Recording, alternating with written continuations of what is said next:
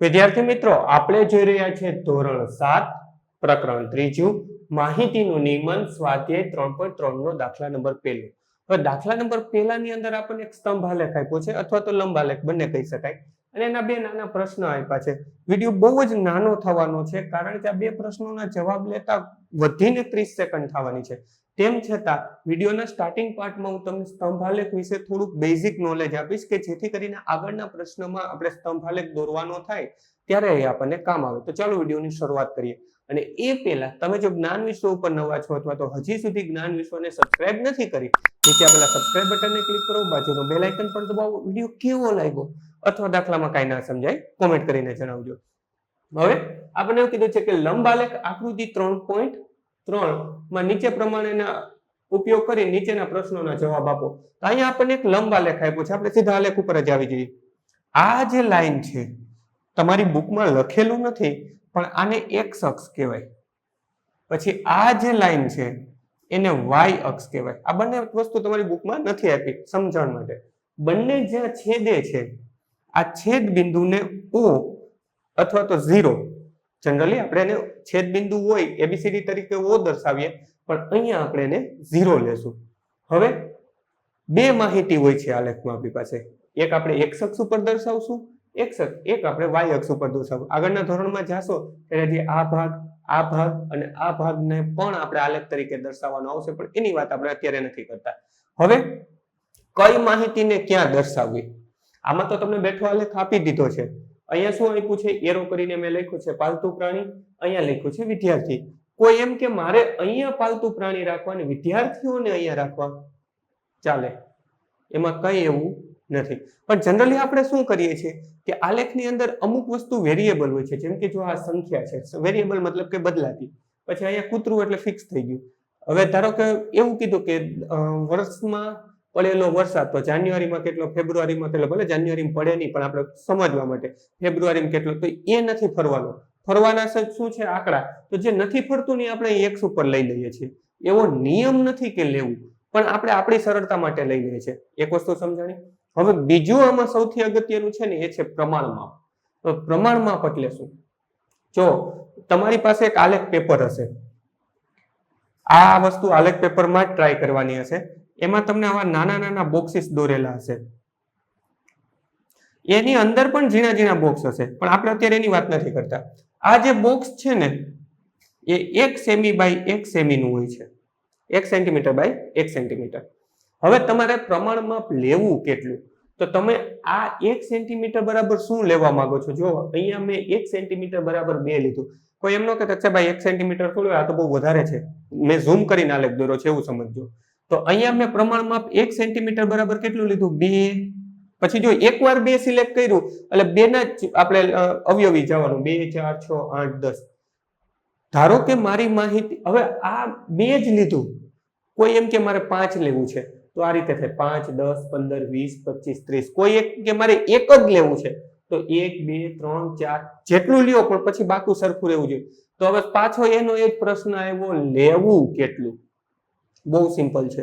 તમારી મોટામાં મોટી માહિતી જોઈ લેવાની. અહીંયા મોટામાં મોટી માહિતી મારી 10 છે, તો મારી પાસે આલેખ પેપરમાં 10 ખાના છે, 1 2 3 4 5 ને 6 જ ખાના છે. તો હું અહીંયા 1 2 3 4 5 6 આવું પ્રમાણમાપ લઈશ તો આલેખ સમાશે નહીં. તો મારે ફરજિયાત શું કરવું પડે? હું આવું પ્રમાણમાપ લઈશ, 2 4 6 8 10. ઓકે, ચાલશે. હવે કોઈ એમ કે મારે આવું પ્રમાણમાપ નથી લેવું, મારે આવું જ લેવું, 5 અને 10. આ મારું સમાઈ ગયું.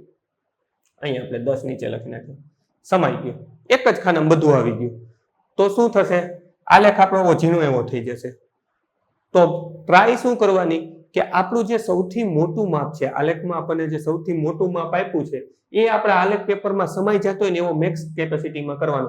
હજુ અહીંયા દોરશું તો આલેખ અહીંયા એક જ સ્તંભમાં આટલો પૂરો થઈ જશે, કારણ કે મોટું માપ આપણું 10 છે. એની બદલે આપણે આવું લઈએ 2 4 6 8 ને 10, તો આપણો આલેખ આટલો મોટો થશે, કારણ કે આપણું સૌથી મોટું માપ કયું છે? તો કે 10 છે. તો હવે ખબર પડી કે પ્રમાણમાપ કેમ લેવાનું. બહુ સિમ્પલ યાદ રાખો કે આપણો જેટલો પેપર છે આપણી પાસે, જેવડો આલેખ પેપર છે, અને બીજું આપણી પાસે સૌથી મોટી સંખ્યામાં સમાઈ જતી હોવી જોઈએ. ઘણીવાર તમને એવું બતાવવામાં એવું કહેવામાં આવશે કે ભાઈ એક ગામ અથવા શહેરની સંખ્યા, તો એ સંખ્યા તો 500, 1000, 1500, 2000 માં હશે.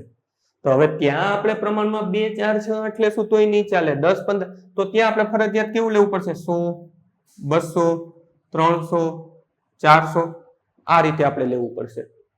ખ્યાલ આવી ગયો? પ્રમાણમાં કઈ રીતે લેવું? એક્સ અક્ષ કોને કહેવાય, વાય અક્ષ કોને કહેવાય, અને માપ કઈ રીતે લેવું. હવે આપણે આપણો દાખલો ગણવાની શરૂઆત કરીએ અને આપણે સાફ કરી નાખીએ. હવે અહીંયા આપણે સમજી લઈએ કે આ કૂતરું છે એનો જે સ્તંભ છે ક્યાં સુધી જાય છે. જો નો આ વસ્તુ ફાવે તો તમારી પાસે એક સ્કેલ હશે, સ્કેલ મૂકીને આમ જોઈ લેવાનું. તો આ કૂતરાનો સ્તંભ આપણને ક્યાં સુધી જાય છે? તો કે 8 સુધી. બિલાડી ક્યાં સુધી જાય છે? તો કે 10 સુધી. હવે આ સસલું ક્યાં સુધી જાય છે? તો કે 2 સુધી. આ જે બકરી છે એ જુઓ, અહીંયાથી હું આ સ્કેલ રાખવાની કોશિશ કરું છું. તો બકરીનું માપ ક્યાંક અહીંયા મને મળ્યું. અહીંયા મળ્યું એનો મતલબ શું થયો? ત્યાં તો કોઈ અંક જ નથી. અહીંયા 4 છે, અહીંયા 6 છે. આપણને બકરીનું માપ તો વચ્ચે મળ્યું. તો વચ્ચે મળ્યું ને એનો મતલબ શું કલ્પના કરવાની? કે અહીંયા કોઈ એક સંખ્યા હશે. 4 અને 6 ની વચ્ચે કઈ સંખ્યા આવે? તો કે 5. તો અહીંયા હું લખી નાખું 5. ત્યાર પછી અન્ય પ્રાણીઓ માટે પણ આવું જ કંઈક થાય છે. જુઓ, અહીંયા હું રાખું મારી સ્કેલ, તો એ સ્કેલ મને અહીંયા ક્યાંક મળે છે, અહીંયા મળે છે. ત્યાં તો કોઈ સંખ્યા જ નથી, પણ ત્યાં સંખ્યા છે. આપણે કલ્પના કરી લઈએ 2 અને 4 ની વચ્ચે કઈ સંખ્યા છે? તો કે 2 પછી આવે 3. તો અહીંયા હશે 3. એટલે આલેખમાં એવું જરૂરી નથી કે તમને ડાયરેક્ટ અહીં સુધી અડાડી જ દીધું હોય. વચ્ચેની સંખ્યા કલ્પના કરવી પડશે. હવે પ્રશ્નનો જવાબ આપીએ. આ તો 30 સેકન્ડનો જ પ્રશ્ન હતો. મેઇન તો આપણે આલેખ સમજવાનો હતો. પેલું છે, કયું પ્રાણી સૌથી વધુ લોકપ્રિય છે? કે જેનો સ્તંભ ઊંચો એ સૌથી વધુ લોકપ્રિય, અથવા જેની સંખ્યા વધુ એ સૌથી વધુ લોકપ્રિય. તો કે બિલાડી. તો આપણે લખીએ બિલાડી સૌથી વધુ લોકપ્રિય છે. કેટલા વિદ્યાર્થીનું પાલતુ પ્રાણી કૂતરો છે? તો કે કૂતરા પાસે જાય, એનો સ્તંભ ક્યાં ટચ થાય છે? તો કે 8 સુધી. તો આપણે લખીએ 8 વિદ્યાર્થીઓનું પાલતુ પ્રાણી કૂતરો છે. વિડીયોને પોઝ કરી પહેલો દાખલો તમારી નોંધપોથી ઉતાર્યો, ત્યાં પછી વિડીયો ચાલુ રહેવા દેજો. પેલા પછી બીજો દાખલો ફોટોની લિંક સ્વરૂપે થોડી જ વારમાં ડિસ્પ્લે પર આપી દઈશ. ટચ કરશો એટલે જોઈ શકાશે. સ્વાધ્યાયના બધા જ દાખલાની લિંક નીચે ડિસ્ક્રિપ્શનમાં આપી છે, તો ત્યાંથી પણ તમે જોઈ શકશો. બાળ મિત્રો, વિડીયો જોવા માટે ખૂબ ખૂબ આભાર. આ વિડીયોને લાઈક કરો. જો હજી તમારા મિત્રો સાથે આને શેર ના કર્યો હોય તો આ વિડીયોને શેર કરજો, અને મારી આ ચેનલને કે જ્ઞાન વિશ્વને સબસ્ક્રાઈબ કરવાનું ભૂલતા નહીં. ચોક્કસથી આ ચેનલને તમે સબસ્ક્રાઈબ કરજો. Thanks for watching. ફરી મળશું બીજા વિડીયોમાં.